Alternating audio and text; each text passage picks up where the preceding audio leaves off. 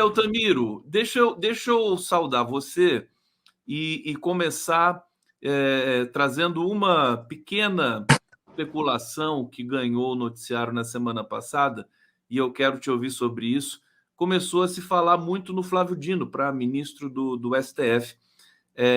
Estou curioso para saber o que você pensa a respeito disso, porque tá uma novela esse negócio, né? Muita gente, todo mundo quer ir para o STF e tal, e o Dino nem tanto, né? Mas me contaram que no fundo ele quer. E aí, Altamiro, o que você tem a dizer sobre isso? Seja bem-vindo, boa segunda, vamos com tudo. Tudo bem, doutor Conde? Tranquilão, mestre? Tô aqui, tô tranquilão. Eu tô agitado. Tá elétrico? Tá Tranquilão. elétrico? Sexta-feira eu começo a ficar tranquilão. Segunda você fica elétrico. Tá? Segunda eu fico elétrico. Com fogo, tá certo. Então, eu já cheguei Flávio... com a batata fervendo para você, né? Desculpa, sem querer. O Flávio tem dito, o ministro da Justiça, Flávio Dino, tem dito que não é com ele essa história, que ele desautorizou, inclusive, a falar em história de Supremo. Ficou lisonjeado com a lembrança do nome, né? Ele foi juiz 12 anos, se eu não me engano, foi presidente da Associação Nacional de Juízes, né? É um nome bastante elogiado nesse meio, todo mundo defendendo, diz que no próprio STF, os ministros lá da casa, né, os 11, vários defendem o nome do Flávio, mas ele está dizendo o seguinte, ó, não me coloque nesse rolo, me incluam fora dessa, não é comigo, eu quero continuar como ministro da Justiça. Ele levanta ainda o negócio, não, Lula é o meu candidato em 2026, né?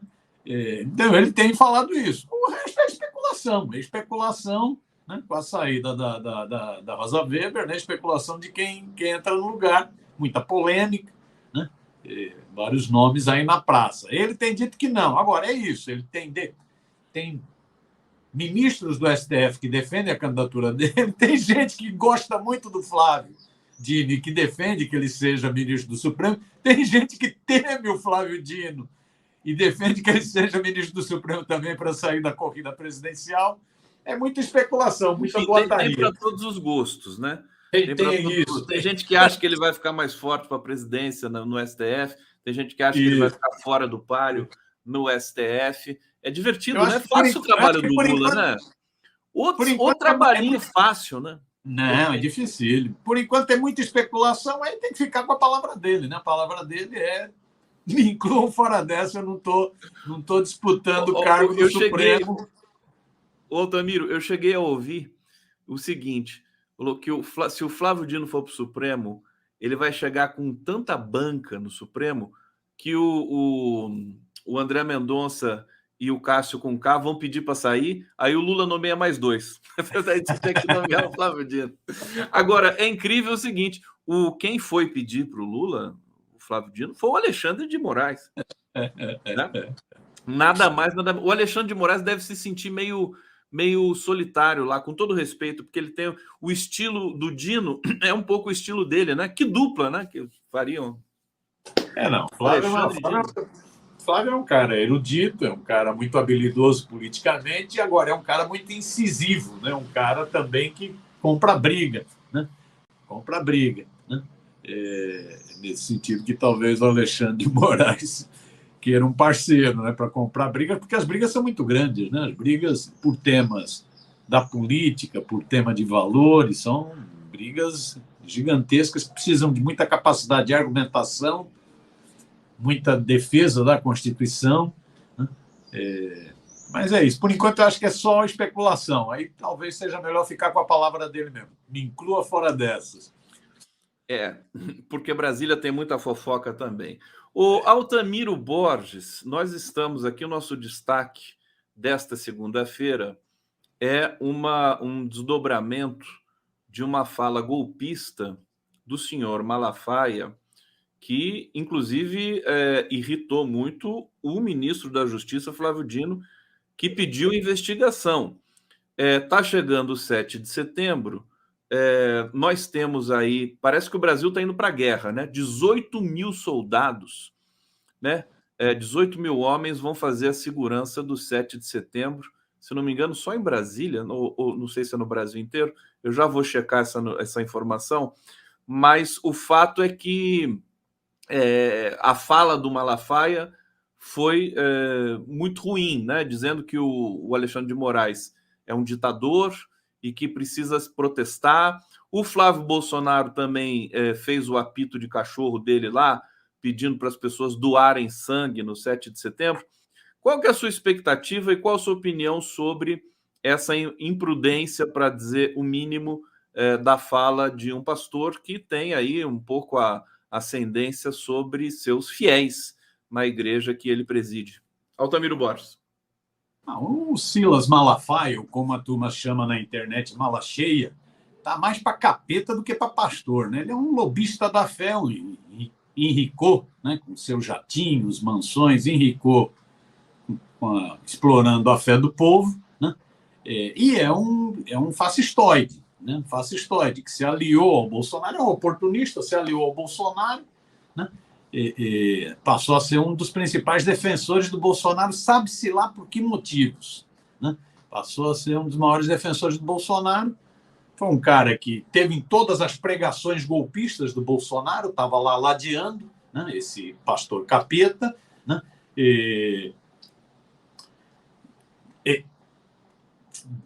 Atacou o sistema eleitoral brasileiro, atacou o Tribunal Superior Eleitoral, atacou as urnas eletrônicas, sempre estimulou o golpismo.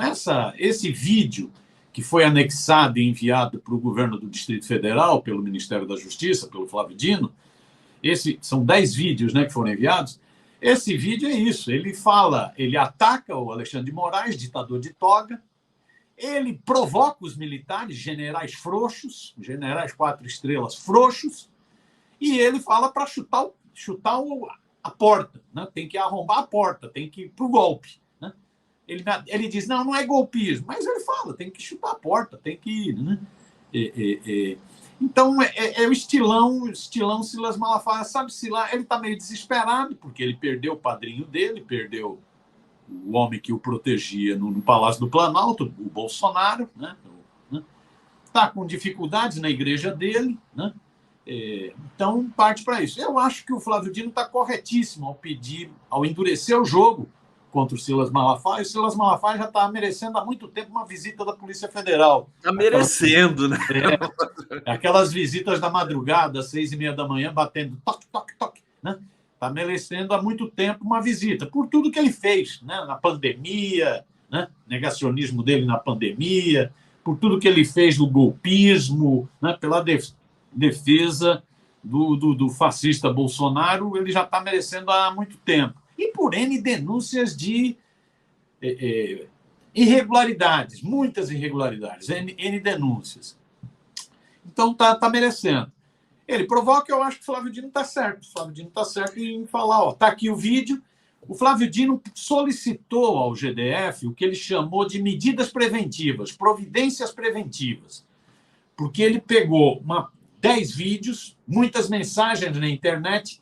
O próprio Serviço de Inteligência do Exército já tinha monitorado um aumento das mensagens golpistas, né, terroristas de bolsonaristas, né? Os bolsonaristas parecem meio divididos com relação ao 7 de setembro. Os bolsonaristas estão meio atordoados. O Bolsonaro está atordoado e as milícias dele estão atordoadas. Então, uma parte, tipo Silas Malafaia, alguns influenciadores digitais e os bagrinhos digitais do bolsonarismo estão defendendo que se vá ao ato do 7 de setembro em Brasília, de luto, de preto, né, para vaiar os militares e vaiar o Lula. É isso que eles estão propondo na internet, né? Aí o setor de inteligência captou essas mensagens e o Flávio Dino tem os vídeos e mandou os vídeos, né? Um outro setor do bolsonarismo está dizendo o seguinte, não, é melhor não ir, né? Ficar de luto em casa, né, para mostrar que os atos são fracos, mostrar que o Lula está fraco. Então, eles estão divididos. Segundo revelou, especulou o Globo, né, teve reunião, inclusive, com o Bolsonaro para discutir se ia ou não ia para o ato do 7 de setembro para protestar. Um setor do bolsonarismo defendeu, um setor da liderança do bolsonarismo defendeu ir para o ato para protestar, para chiar, para vaiar, não sei o quê, não sei o quê. Um outro setor diz, bicho, é complicado, você já está todo enrolado na justiça. Ainda vão esses malucos para o 7 de setembro, esses aloprados para o 7 de setembro, esses psicopatas metidos a valentões, vai dar zebra. Vai dar zebra. Então, o setor propôs que ele não fosse. E parece que ele bateu o martelo. Bolsonaro teria batido o martelo, né, dizendo para não ir. Tanto é que o Filhote está propondo, o Filhote 01, Flávio Rachadinho, senador do Rio, está propondo que na véspera a turma doe sangue, como um gesto de protesto, né, o Flávio Bolsonaro. Né? Vamos ver. Agora, eu acho que o Ministério da Justiça está correto em pedir providências do GDF, do governo do Distrito Federal. Eu acho que o Flávio Dino está correto em apontar o dedo para o Silas Malafaia, para o pastor Capeta. Né?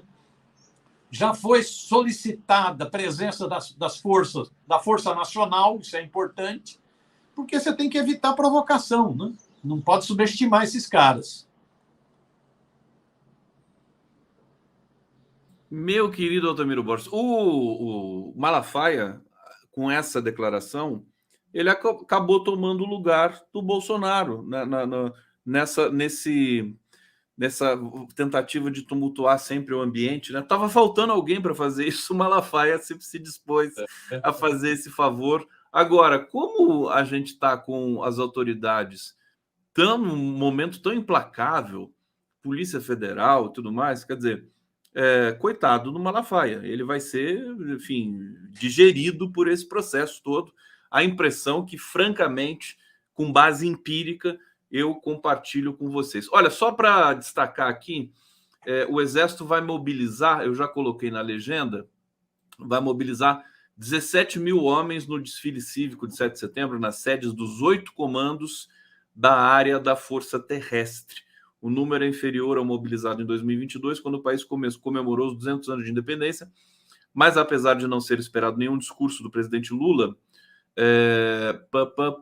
o risco de confusão permanece. O Estadão está torcendo para dar confusão no dia 7 de setembro, né? Deixa eu ir para o bate-papo aqui. O Gilmar, o fofo biscoito, está dizendo aqui: muita gente precisa ser enjaulada. Esse pastor de Araque, Zambelli, a turma do Pestilento, etc., demorando muito, desanima a gente. O Bar, Minas Gerais, viva o Bar! Eduardo Rado, Dino poderia inovar, poderia dizer, eu vou, mas só fico 8 anos, ou algo assim. Essa gostei também dessa possibilidade do Dino. Ô Altamiro, bolsonarismo tá caindo pelas tabelas, como diria Chico Buarque, né? Despencou a popularidade digital do Bolsonaro, consequentemente a popularidade real também, social, deve ter despencado junto. A gente daqui a pouco vai ter uma pesquisa IPEC aí que vai aferir a popularidade do Lula.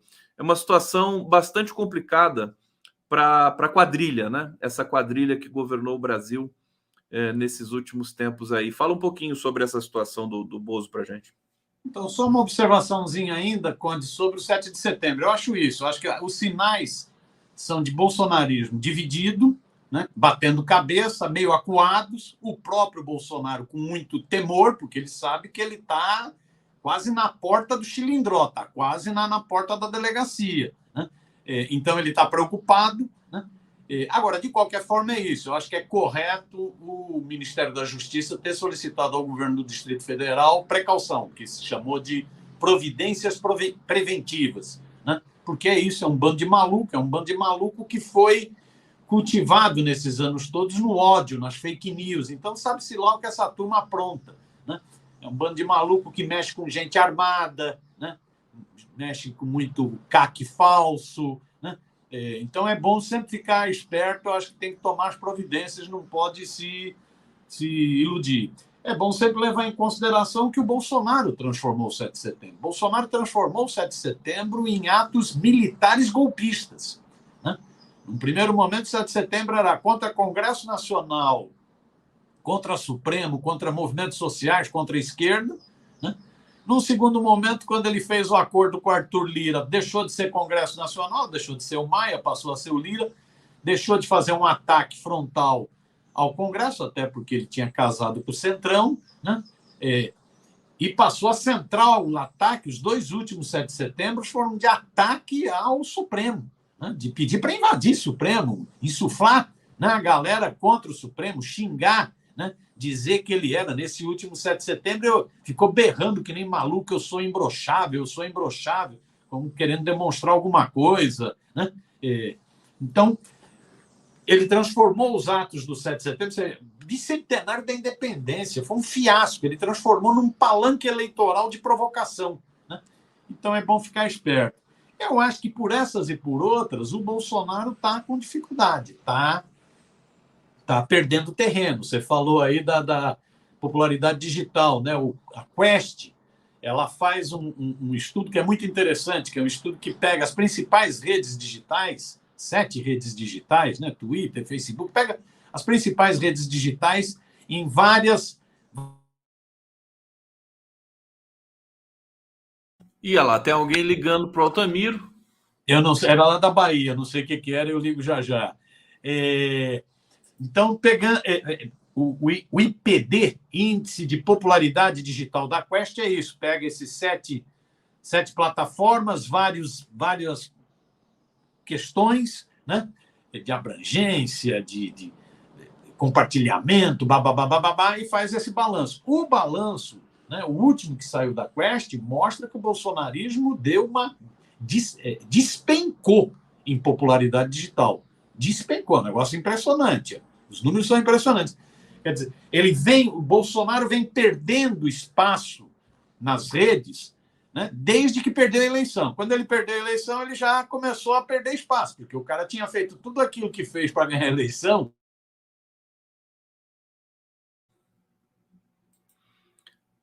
Estão tentando te ligar aí. Deve ser urgente também. É isso? Você está me ouvindo, querido? Altamiro, cadê você? Olha lá, o Altamiro tá operando ali o celular dele. Vamos ver. Olha a cara de concentração do Altamiro. Agora apagou tudo. Calma que ele já volta. Fiquem tranquilos. Eu tô louco para perguntar aí, ó, o que aconteceu? Agora ficou de ponta cabeça. Você tá no espaço, Altamiro? Você tá na... O que aconteceu, Altamiro Borges? É um telefonema de Salvador, mas a pessoa é insistente. Pessoa insistente. Por favor, você que está em Salvador tentando ligar para o Altamiro, espera um pouquinho, daqui a pouco eu vou liberar o Altamiro para você, meu filho. Altamiro, você estava concluindo. Isso, então, eu estava dizendo, ele vem perdendo popularidade digital desde que perdeu a eleição. Porque ele jogou todo aquele peso na eleição, corrupção eleitoral, assédio eleitoral, uso de PRF, de Polícia Rodoviária Federal, e perdeu. Aí depois ele continuou perdendo com a tentativa de golpe do 8 de janeiro. Né? Continuou perdendo.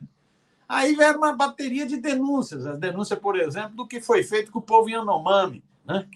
Uma coisa que comoveu o Brasil e o mundo, né? O genocídio patrocinado. Aí vieram todas as denúncias, mas aí veio o pior para o Bolsonaro. Porque é isso, como dizem, chamar o Bolsonaro de genocida, negacionista, fascista, ele nem se incomoda, ele até gosta. Mas o problema é quando aparece o carimbo de ladrão de joias, contrabandista, muambeiro. Aí isso dói. Porque isso afeta a base dele. A base dele foi criada nessa mentira de que o mito era ético. O mito nunca foi ético. O mito sempre foi das rachadinhas, do baixo clero. Mas foi esse mito criado. Quando pega essa questão da corrupção, aí o índice de popularidade digital, o IPD, do Bolsonaro na Quest despenca. A partir de agosto, quando aumentaram as denúncias das joias nos Estados Unidos, quando teve aquela operação de busca e apreensão contra o advogado dele, não, o Assef, contra o general, o pai do Mauro Cid, o pai do faz-tudo dele, né, o Sidão, né, isso bagunçou a vida do Bolsonaro. O IPD dele despencou, né, está no pior nível, né, da história do bolsonarismo. Isso vai acabar aparecendo também nas pesquisas de opinião pública. Essa pesquisa que foi feita sobre a disputa em São Paulo, na capital paulista, já é um sintoma disso. Bolsonaro fragilizado. Bolsonaro não é um bom cabo eleitoral na capital Péssimo paulista. cabo eleitoral, e aqui eu vou fazer aqui lembrar que eu avisei tudo isso. Lembra quando eu falava com você? Você lembra disso? Quer dizer, desculpa, né? Mas eu falei que o Bolsonaro ia virar um péssimo, tóxico, né? E a quem ele tiver associado nessas próximas eleições vai sair prejudicado. Só para fazer o destaque aqui em causa própria, viu, Altamiro? Desculpa. Não, é isso. Agora, é isso. O problema também é que a centro-direita, a direita, né, setores que a mídia chama de centro, não encontram candidatos. Então, ele acaba, mesmo ele sendo essa figura tóxica, ele ainda dá um impulso para uma candidatura nesse momento. A tendência é que ele vá perdendo cada vez mais espaço. Eu acho que tem aí, Conde, uma combinação. O Bolsonaro está na ficha, está agora no noticiário policial, vamos chamar assim. Noticiário é joia, contrabando, é roubalheira. Né? Ainda a Michelle tenta fazer brincadeirinha dizendo que vai assumir o Mijóia. Né? É uma esculhambação, virou. Isso afeta até os evangélicos, até a galera evangélica está percebendo o seguinte: é muita roubalheira, me enganaram. Os pastores, bispos e apóstolos da minha igreja me enganaram, né? Porque é muita roubalheira, é muito diamante, é muito ouro. Né? Tá estranho esse negócio. Né? Então, isso eu acho, o Bolsonaro foi para um noticiário policial. Deixou de ser só o noticiário do genocida na pandemia, do negacionismo, que já era motivo para ele estar preso. Deixou de ser o noticiário do golpismo para ser um noticiário policial. Isso eu acho que é um complicador para ele. O outro complicador para ele é que o Lula está bem na fita. A economia vai dando mostra de força, de crescimento. O Altamiro, e isso, para ele, é terrível. O Altamiro, ele fala tudo, não deixa a gente perguntar nada. Quer dizer, você já está falando da economia, eu ia perguntar da economia para você. Ele vem com tudo pronto aqui, meu Deus do céu. Pô, Altamiro, como é que você faz uma coisa dessa comigo? Minha boca é um tubo, que nem o Bolsonaro e a Michelle lá na Polícia Federal, né? Não falo nada. Tô brincando, meu querido, mas é o seguinte, só para fazer aqui uma transição aqui com o nosso público, o Luiz Matos, ele tá bravo aqui, deixa eu só pegar o que ele está dizendo. Seres de Nárnia, você que está chamando a gente de seres de Nárnia? Existe uma bomba relógio no Nordeste com a exclusão de mais de 200 cidades do FPM. E ele está perguntando, por que ninguém atenta para a tragédia dos municípios excluídos do Fundo de Participação? Olha, eu confesso que eu não vi essa informação. Vamos checar para trazer. Você teve alguma informação sobre isso, Altamiro? Não. O Luiz Matos, segura um pouco aí, a gente vai falar, a gente não pode falar. É tanta coisa que existe para a gente falar nesse país. Aliás, já que eu interrompi o Altamiro falando da economia, é uma coisa impressionante, né, Altamiro? Quer dizer, o crescimento no segundo trimestre, ser de 0,9, surpreendeu todo mundo, até o Haddad, todo mundo. E coloca o Brasil, o Brasil cresceu mais que a China no segundo trimestre, é uma coisa impressionante. E os analistas da imprensa convencional estão dizendo que isso é por causa das reformas que foram feitas por Temer e Bolsonaro. E aí, Altamiro Boff, comenta pra gente essa situação, meu querido. Os caras são muito cara de pau, né, vida? A reforma trabalhista, que não é reforma é quando você melhora a casa, né? Pinta, muda o piso e tal. Aí é uma reforma, é para melhorar. No caso, a deforma trabalhista foi feita em 2017. Teve 2017, 2018, 2019 para a economia melhorar, não melhorou. Agora a responsabilidade é da deforma trabalhista. Os caras são muito malandros, são muito picaretas mesmo. Né? Picaretagem pura. Como é picaretagem pura também o Estadão, que diz que é sorte do Lula.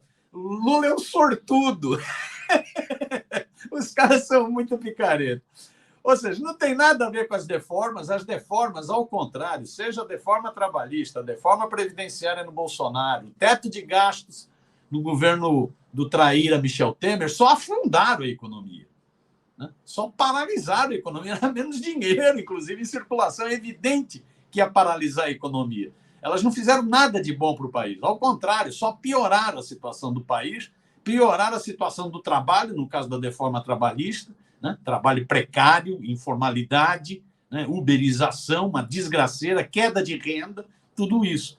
Então, essas reformas não contribuíram nada para crescer a economia, só para estagnar e retroceder a economia brasileira. Já o governo Lula não tem nada de sorte, tem de política. O que o governo Lula faz? Uma das primeiras medidas do governo Lula, valorização do salário mínimo.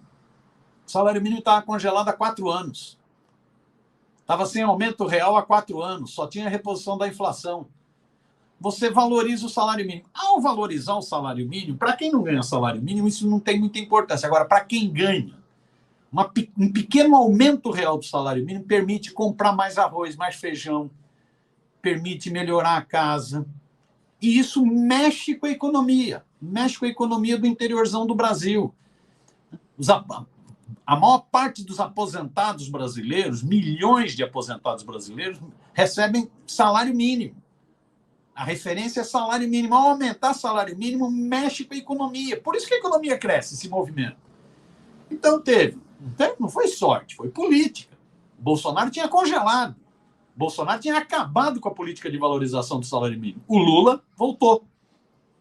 O Lula aumentou a isenção no imposto de renda. Quando você aumenta a isenção no imposto de renda para quem ganha menos, sobra mais dinheiro para consumir. Se você consome mais, tem que produzir mais. Se produz mais, tem que gerar mais emprego. Se gera mais emprego, gera mais renda. Não é sorte. Não é sorte. E até os programas sociais, Bolsa Família, ter tirado esses 4 milhões de contrabando no Auxílio Brasil que o Bolsonaro tinha feito, né, na corruptela que ele fez no Auxílio Brasil, né, e ter colocado brasileiros que necessitam do Bolsa Família para receber e um aumento do Bolsa Família, isso mexe com a economia. Como programas, esse programa Desenrola, de tirar a pessoa da dívida ativa por pequenas dívidas, a pessoa não podia consumir, ela não tinha crédito, o nome dela estava sujo na praça. Aí tira, desenrola, não é isso? O cara pode consumir, pode ter crédito. Ou seja, esses fatores têm mexido com a economia. Outro fator que tem mexido muito com a economia, a política externa brasileira. O Brasil volta a ser protagonista no cenário mundial. E, ao ser protagonista, defender os interesses do Brasil. Vários acordos. Isso mexe com a economia. Por isso que a economia está crescendo. E isso, para o Bolsonaro e para o fascismo, é um desastre. Porque você tem, por um lado, o Bolsonaro na folha policial, isso, só com denúncias, joias, diamantes, contrabando, roubalheira. Do outro lado, a economia dando sinais positivos, mesmo sabendo de todas as dificuldades, porque as dificuldades herdadas do golpe, com todas as medidas restritivas que foram adotadas no golpe, com as dificuldades herdadas com o fascista no poder, são muito grandes. Você teve a aprovação em 2021 da autonomia do Banco Central, ou seja, você elege o presidente, mas não tem o controle da política monetária, política de juros no Brasil. Então, isso é um problema para a economia. Mas, apesar da sabotagem do Bob Fields Neto, do Roberto Campos Neto, no Banco Central, apesar dos juros ainda absurdos cobrados no Brasil, em função de estímulos que o governo deu, a economia está mostrando o crescimento. Isso vai impactar emprego, então é o menor índice de desemprego dos últimos anos, desde 2014. Isso vai impactar melhora da renda, melhora a renda, né? Cresce a renda. Isso vai impactar, melhora a sensação de que a economia vai crescer. Então, todas as pesquisas de expectativa na economia são de melhora. Melhora até, eu fiquei impressionado com esse dado, Conde. Esse me surpreendeu, esse eu não acreditava, não.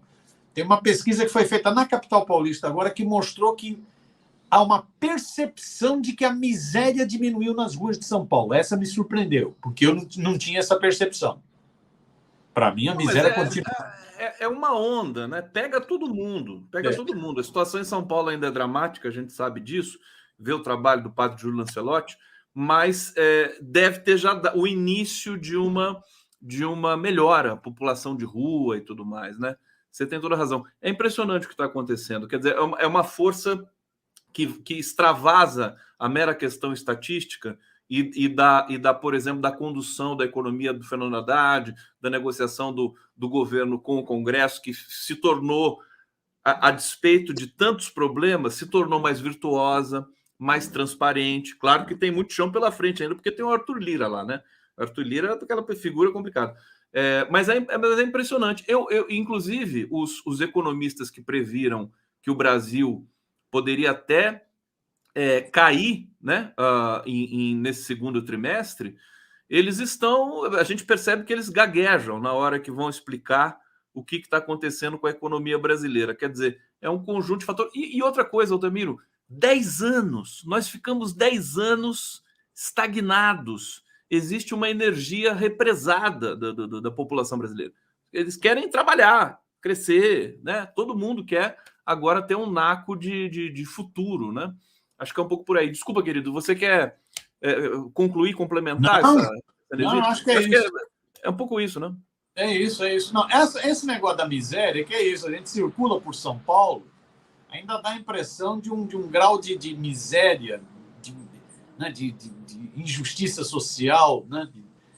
É um negócio medonho. Você vê aquelas barracas com famílias dentro, né? Pessoas desalojadas, né? Pessoas sem emprego, sem comida. É uma coisa desesperadora, né?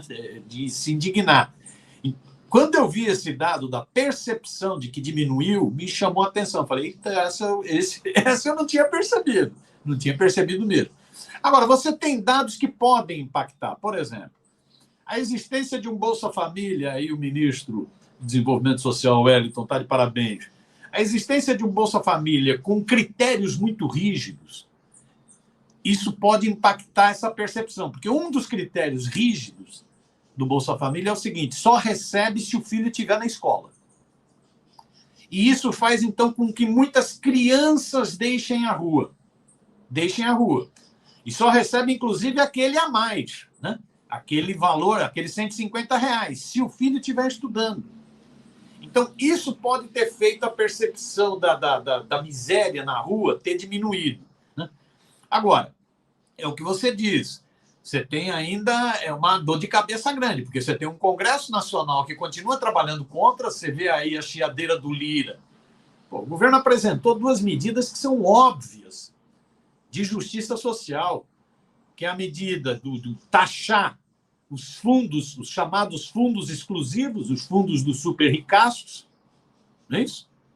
E a medida, essa como medida provisória, e outra como projeto de lei, que é o projeto de lei de taxar offshore, taxar dinheiro fora do Brasil. Ou seja, os ricos no Brasil, os super ricos, não é a classe média imbecil que se acha rica. A classe média, às vezes, tem merda na cabeça, ela se acha rica, ela não é rica. Ela gostaria de ser rica. Como ela não consegue, ela tem ódio dos pobres, o que é uma besteira. Não é essa classe média. Os super ricos no Brasil não pagam imposto, ou pagam muito menos do que deviam. Aí o governo toma essas 2 medidas e o Arthur Lira chia. E a mídia chia. Deixa eu aproveitar, meu querido Altamiro Borges, já que você falou da questão do taxar os super ricos, uma informação de que o Arthur Lira está chiando, dizendo que essa medida pode não passar no Congresso. Agora, tem uma outra informação que está chegando, que é assim, qual parlamentar que vai pagar o preço de votar contra taxar os super ricos? Vai cair mal na opinião pública, né? Então, possivelmente, vai ser mais uma vitória do Fernando Haddad. Antes de passar para você novamente, olha, eu fui checar a informação que o nosso internauta trouxe aqui, já coloquei até na legenda, vou ler rapidamente para vocês, né? O Fundo de Participação dos Municípios, FPM, motivo da paralisação de prefeitos de 15 estados, sendo 9 da região Nordeste nessa quarta-feira, isso há 5 dias atrás, né? É uma verba que a União paga a cada 10 dias, 3 vezes por mês, para as cidades do país, compartilhando parte do que foi arrecadado pelo imposto de renda e pelo imposto sobre produtos industrializados. Bom, e aí o que está acontecendo? Não é tirar o município dessa, né? Existe uma oscilação aí nos percentuais, né? Os prefeitos pedem que o fundo suba 1,5%, e elencam outros pedidos relacionados a verbas e tributação, redução da alíquota patronal do INSS para 8%, etc.